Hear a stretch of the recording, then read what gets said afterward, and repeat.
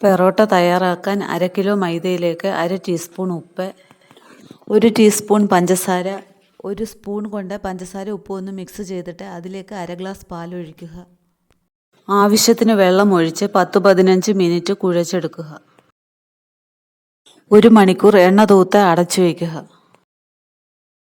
ഇതുപോലെ വിരലുകൊണ്ട് അകത്തോട്ട് കുത്തി ബോൾസുകളാക്കി എടുത്ത് 20 മിനിറ്റ് എണ്ണ തൂത്ത് അടച്ചു വയ്ക്കുക. 20 മിനിറ്റിന് ശേഷം എണ്ണയിലിട്ട ബോൾസുകൾ എടുത്ത് പരത്തി ഇതുപോലെ വീശിയെടുക്കുക.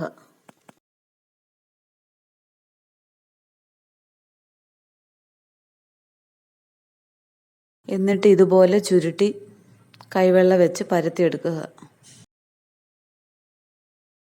എന്നിട്ട് പാനിലിട്ട് 2 വശവും ചുട്ടെടുക്കുക.